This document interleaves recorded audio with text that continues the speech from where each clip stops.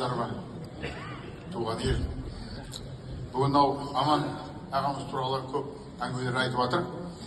Мен ол кісі туралы айтайын дегенім, біз қазақтар, қазақтың атын шығарған бірнеше ғана адамдар бар. Оның ішінде жаңа Шоқан Уәлиханов, Қажымхан, Қаныш Сәтбаев, міне ортада отырған біздің ағамыз Тоқтар Аубакиров дүние жүзінде қазақтың атын шығарған. Басқа да адамдар бар. Соның ішінде Аман Төлеев те қазақтың атын шығарған. Ең бірінші орыстардың арасында патшалыққа шыққан. Біздің қазақтың атынан бір басқа ұлт шыққан жоқ. Ағамыз сонда шығып, қазақтың кім екенін танытты. Жаңа алдымызда менің апам Светлана Жакияновна қоғам қайраткері сөйледі ғой. Сол 92 жыл маған звонит етеді. Ол кісі айтады: Марат, ағаң жұмыссыз қалды дейді. Кітап шығарайын дейді, ақша жоқ дейді. Сосын мен ақша алып, неге Москваға ұштым, көмекшісімен кездестім, дипломатты бердім, айттым, ағамыз кітап шығарсын деді. Ол айтады: давайте запишу, говорит, фамилия, имя, телефоны. Ничего не пишите. Скажите, передайте, что мы, казахи, гордимся таким человеком, как он, Аман Гумирович. Сосын кеттім, сосын барып 96 жылы Лисаков кен байыту комбинатын алдым. Қазақтардың ішінде ең үлкен аралда сол үлкен мекеме алдым. Сол жұмыс ете бастадым. Онда мен Кармет комбинат, Магнитогорск, Нижний Тагил, Челябинскіға концентрат поставлять етеміз, жаңа железнорудный. Сосын мен есіме түсті, енді Кемероваға бар ғой. Сосын Светлана апама звонить еттім. Аман Гумировичтен сұрапшы, мені қабылдасын ендігі дүйсенбіде. Сосын біраздан кейін звонить етті, апам айтты, бар, қабыл етті. Келдім, 12 сағат 45 минутта мен қабылдап, кірдім, енді сағат 1 болады, обед болады. Не айтамын? Уақыт аз ғой. Сонда кіргенде менен сұрады: Марат, отец живой? Говорит. Я говорю: да, живой. Как имя, отчество? Я говорю: Аскен Набиевич. И он кітап жазып берді. Аскен Набиевичу, спасибо за такого сына. Мен сонда таң қалғаным ол кісінің ризалығы.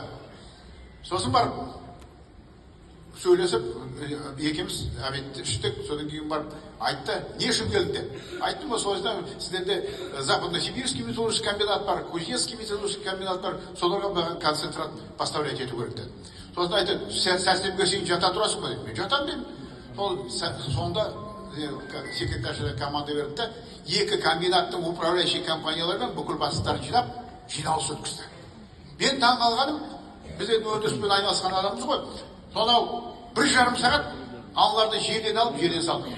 Қандай қиындықтар, не жасалмады, қанша бірақ, қанша налық төленбеді, кім жалақы төленбеді, не істемеді, бәрін айтқан. Мен қолымда бір қағаз жоқ. Қанша цифрлар. Сосын аяқ келді айтты: если вы так будете работать, говорит, я заберу у вас эти компании, эти металлургические комбинаты, передам другим. Сонда ондай, значит, көп адамдар айта алмайды. Сосын мені жоғарыға отырғызып қойған президентке. Сосын не берді? Жазып қойыпты: хозяин Лисаковского горновательного комбината Набиев Марат Аскенович. Сосын айтты: вот приехал хозяин Лисаковского горновательного комбината, будете брать у него концентрат. Бізде әкімдер үйде айтпайды: прошу рассмотреть, значит, в рамках законодательства Республики Казахстан деп айтады. Вот будете брать. И содан бастап мен концентрат поставлять ете бастадым.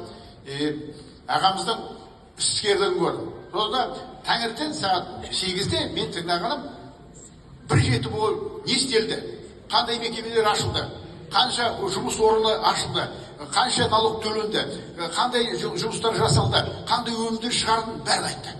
Сосын айтады: мынадай мекемелер шығуға тиісті, жасалуға тиісті, бірақ жасалмады. Ол кімнің кесірі деп аттарын айтады. Бір әкім ондай бізде жасамайды. Ол Россияда жоқ ондай. Ол халықтың губернаторы болды.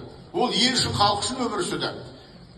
Біз кеткенде ғана, о дүниеге кеткенде адамда мақтаймыз: ол марқұм қандай жақсы еді.